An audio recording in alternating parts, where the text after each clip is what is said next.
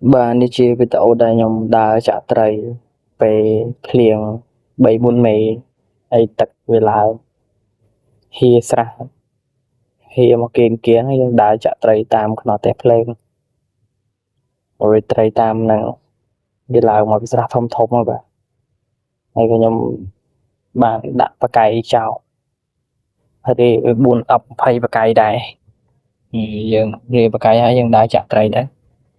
ប្រហែលជា1 ម៉ោង 2 ម៉ោងទេចាំយើងទៅមើលបកាយយើងម្ដង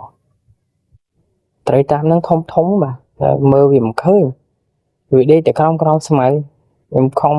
រោដែររោវាមិនឃើញសោះខ្លះក៏ដើរចិត្តដល់វាទៅវាផ្អើលត្រីវាអត់តន់សាងទឹកថ្មីឃើញមនុស្សផ្អើលបណ្ដោយដើរឆ្វែស្រះស្អីក្បែរនៅស្ទុះឡើងតែយើងទៅមើលបកាយយើងម្ដងហើយគាត់ដើរដាក់តាមនឹងដែរវាបកាយដើរដាក់ចិត្តតែគ្នាមើលចុះមើលឡើងអត់មានត្រីវាបាក់មើលទៅល្ងឹតពេកមានតែមួយវាខ្មៅត្រីខ្មៅផងក៏ដើរមកសួរតែបានត្រីអត់ហើយក៏សួរខ្ញុំលេងមើលទេអាហ្នឹងលួចបកាយអញទៅទេមិនដើរចាក់ត្រីដែរដាក់បកាយដូចតែគ្នាលួចបកាយម៉ែងនេះខ្លាចលួចបកាយទេខ្លាចលួចត្រីហើយគាត់មើលបកាយគាត់ត្រីចូលរបស់គាត់មួយមកថាជួយដោះអ៊ំតិចមកត្រីជប់នៅសំណាញ់ខាងនោះអញដាក់បកាយខាងនេះមើលខ្ញុំប្រាប់គាត់ឲ្យអ៊ំអញទាញមកវាមិនរួចទេអញខ្លាចរួចណាគាត់ខ្លាចចិត្តទាញមកជោគចូលអាកន្លែងសកៃវានៅបដ ơi